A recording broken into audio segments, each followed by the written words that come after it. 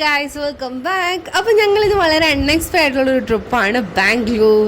First ഞങ്ങൾ plan ചെയ്താണ്, because നമ്മളത് മാറ്റി. എന്തെന്ന് വെച്ചാൽ ഇപ്പം ഓരോരുത്തരൊക്കെ നമ്മളോട് പറഞ്ഞു, അപ്പം ആദ്യം കാർ എടുത്തപ്പോൾ തന്നെ ഇത്രയും കിലോമീറ്റേഴ്സ് ഒന്നും പോകാൻ പാടില്ല. ബട്ട് അതൊരു നെഗറ്റീവായിട്ടല്ല, നമ്മുടെ കാറിന് നല്ലതിന് വേണ്ടിയാണ് അവർ പറഞ്ഞെങ്കിൽ പോലും ഞങ്ങൾ പോകണ്ടെന്ന് വെച്ച പ്ലാൻ. പക്ഷെ ഞങ്ങൾ പോയി ഗൈസ്. ബട്ട് ഭയങ്കര ഇതായിരുന്നു. ഫ്രോണിക്സ് നമ്മളെ ഞെട്ടിച്ച് കഴിഞ്ഞു. എന്താണെന്ന് വെച്ചാൽ നമ്മൾ ഫസ്റ്റ് ഡേ തന്നെ നമുക്ക് 700 കിലോമീറ്റേഴ്സ് കഴിഞ്ഞു. നമുക്ക് 1000 കിലോമീറ്റേഴ്സ് കഴിയുമ്പോൾ സർവീസിന് കയറ്റണമെന്നാണ് പറഞ്ഞത്. ഞങ്ങൾ ബാംഗ്ലൂർ പോയി വന്നപ്പോൾ തന്നെ നമുക്ക് സർവീസിന് കയറ്റേണ്ടി വന്നു.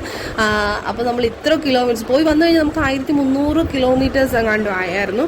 അപ്പം ഭയങ്കര സ്മൂത്തായിരുന്നു. കാരണം ബിക്കോസ് ഗിയർലെസ്സും കൂടെ ആയതുകൊണ്ട് ഇത്ര തിരക്ക് പിടിച്ച ഒരു നാടാണ് ബാംഗ്ലൂർ, അതറിയാമല്ലോ.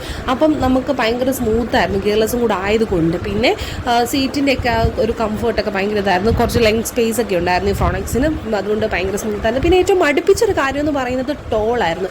ടോൾ കൊടുത്ത് മടുത്ത് കൈസ്, ഇമ്മാതിരി ടോളൊക്കെ ആയിരുന്നു. പിന്നെ അടിപൊളിയായിരുന്നു. നമ്മൾ ബാംഗ്ലൂർ എന്ന് പറയുന്നത് തന്നെ നമ്മളവിടെ എത്തി. നമുക്ക് ഫ്രണ്ട്സൊക്കെ ഉണ്ടായിരുന്നു അവിടെ. അപ്പോൾ നമ്മൾ അങ്ങോട്ട് ചെന്നു. നമ്മുടെ കൂടെ 2 പേരുണ്ടായിരുന്നു, ജെറിൻ ആൻഡ്. അപ്പം അവരുടെ കസിൻ്റെ വീട്ടിലോട്ട് പോവുകയായിരുന്നു. അവരവിടെ കൊണ്ടാക്കി. നമ്മൾ നമ്മുടെ ഫ്രണ്ടിൻ്റെ വീട്ടിലോട്ട് പോയി.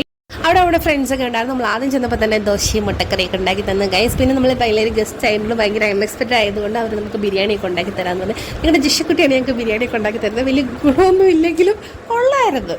ചുമ്മാണ് ഗൈസ്, അടിപൊളിയായിരുന്നു. ചോറ് കുറച്ച് വെന്ത് പോയെങ്കിലും സംഭവം അടിപൊളിയായിരുന്നു. എന്തായാലും പിന്നെ കുറച്ച് വിദൂരതയിലൊക്കെ നോക്കിയിരുന്നു. അപ്പം ജനലിൽ കൂടെ ഒക്കെ നോക്കുമ്പോൾ ഓരോ കോലങ്ങളൊക്കെ വീട്ടിലൊക്കെ വരച്ച് വെച്ചേക്കുന്നതാണ്. സംഭവം അടിപൊളിയായിരുന്നു. ഈ തെലുങ്കൻസ് കയറിക്കുമല്ലോ അവിടെ കൂടുതലൊക്കെ സംസാരിക്കുന്നത്, തെലുങ്കൻസ് കന്നഡ അങ്ങനെയൊക്കെ.